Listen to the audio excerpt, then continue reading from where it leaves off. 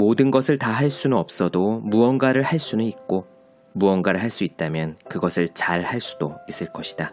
안녕하세요. 저희 첫 번째 에세이 노력이라 쓰고 버티기라 읽는이 출간되었습니다.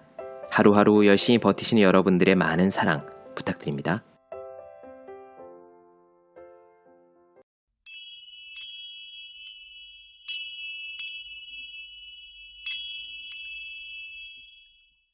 네, 안녕하세요. 본격 공부작업 팟캐스트 서울대는 어떻게 공부하는가 한지우입니다. 우리는 지금 칼 뉴포트 열정의 배신 보고 있습니다.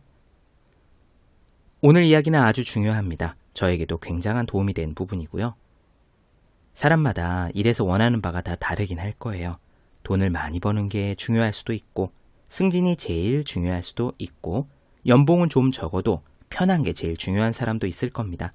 그건 각자 자기의 선택이죠. 저 역시 그 모든 것들이 중요하긴 하지만 제가 중요하게 생각하는 것은 하나 더 있습니다. 일을 하는 의미, 다른 말로 하면 사명감이라고 부를 수 있을 겁니다. 처음 법대를 목표로 할 때 원래 검사가 되고 싶었고요. 고시 공부가 여의치 않아 진로를 바꾸었을 때도 공정무역과 1:1 기부를 하는 카페를 열었었습니다. 의미 있는 일을 하고 싶다는 생각이 오래전부터 있었거든요. 문제는 그 일의 의미를 어디에서 찾느냐, 사명감은 도대체 어디에서 오느냐예요. 그 문제에 대한 대답이 오늘 내용 중에 들어있습니다. 조금 어렵겠지만요. 칼 뉴포트는 오늘 인접 가능 영역이라는 표현을 써요. 설명드리자면 이렇습니다. 수학 얘기 잠깐 해볼게요. 미지수가 x와 y 두 개가 나오는 연립 1차 방정식 기억나시죠? 이 연립 1차 방정식은 미지수가 딱 하나만 나오는 1차 방정식의 인접 가능 영역입니다. 1차 방정식이라는 게 일단 먼저 연구가 되어야 그 인접한 영역에서 연립 1차 방정식에 대한 연구가 진행되는 거잖아요.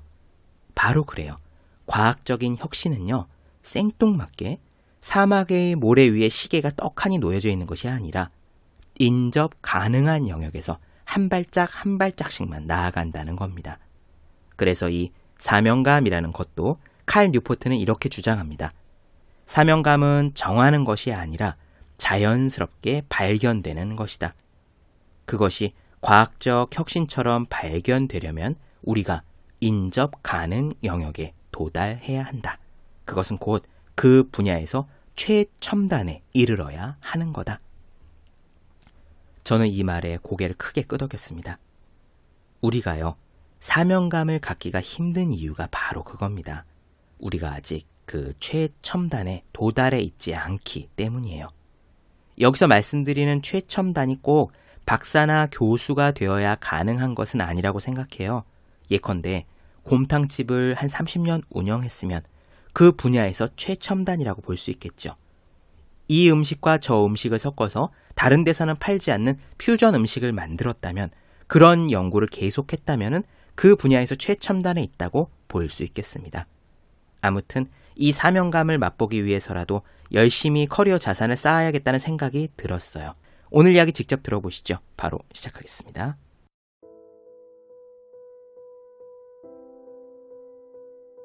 사명감을 갖는다는 건 자신의 커리어에서 일관된 목표를 가지고 거기에 집중한다는 뜻입니다. 이는 특정한 직업에 국한된다기보다는 다양한 직종으로 확산될 수 있죠.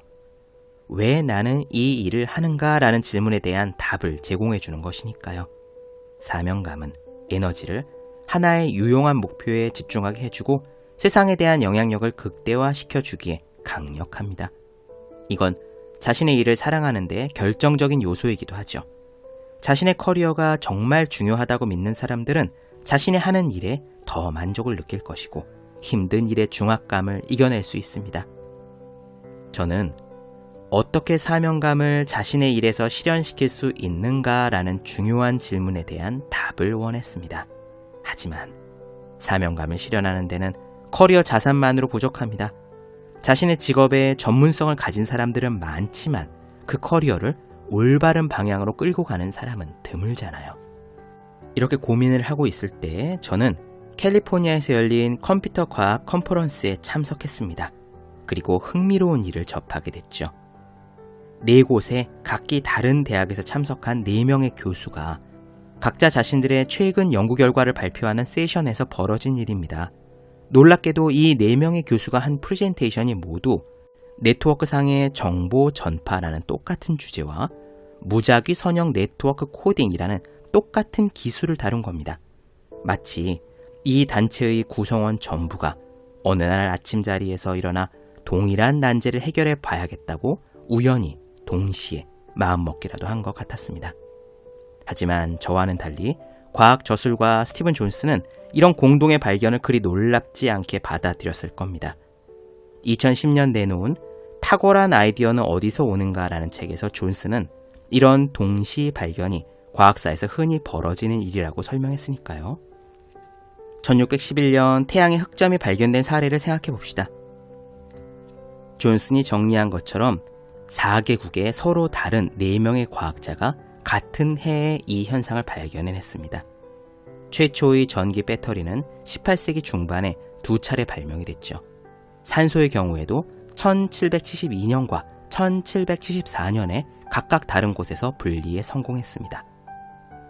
존슨이 인용한 컬럼비아 대학교 연구진의 한 연구에 따르면 각기 다른 다수의 연구진이 거의 동시에 중요한 과학적 발견을 한 사례가 대략 150건에 이른다고 합니다. 우리는 흔히 혁신이란 유레카의 순간처럼 다가와서 세상을 보는 관점을 단숨에 변화시키고 현재의 이해 수준을 멀리 뛰어넘어 버리는 것처럼 여깁니다. 하지만 혁신은 실제로는 체계적으로 일어납니다. 우리가 최선을 다해 최첨단의 범위를 확장시키면 인접 가능 영역에서 새로운 문제들이 제기되고 그렇게 다시금 확장된 최첨단에서 또 새로운 문제들이 제기되는 식으로 일이 진행되죠. 이를 두고 존슨은 어떤 기술적 과학적 진보도 인접 가능 영역 외에서 발생되는 일은 매우 드물다라고 설명합니다. 그렇습니다.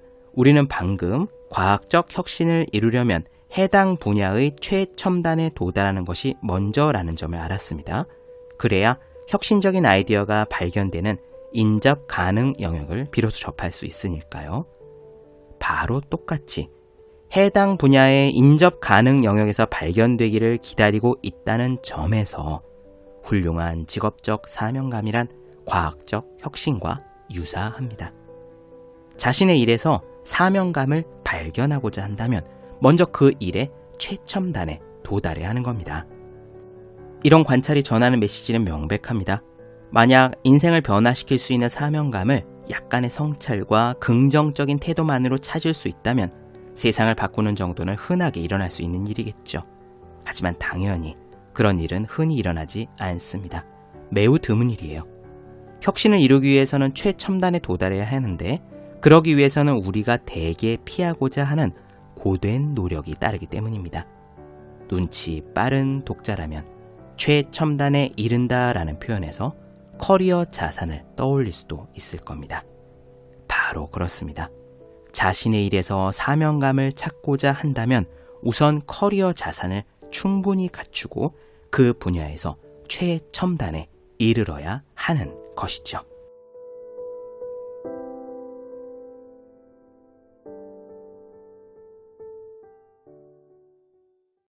네, 본격 공부작업 팟캐스트 서울대는 어떻게 공부하는가 칼 뉴포트 열정의 배신 나눠드렸습니다.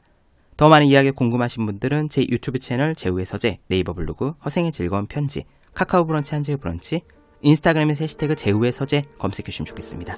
그리고 해야 하는 일과 하고 싶은 일 사이에서 고민한 저의 첫 번째 에세이 노력이라 쓰고 버티기라 읽는, 공부하시는 모든 분들을 위해 어떻게 공부하는 게 효율적인 설명한 혼자 하는 공부의 정석, 마지막으로 책상에 올려두기만 해도 공부하고 싶어지는 365 혼공 캘린더, 아직 읽지 않으셨다면 꼭 한번 읽어보셨으면 좋겠습니다. 분명 도움되실 거예요. 그럼 오늘 여기까지 하겠습니다. 전 다음 시간에 뵐게요. 여러분 모두 열심히 공부하십시오. 저도 열심히 하겠습니다.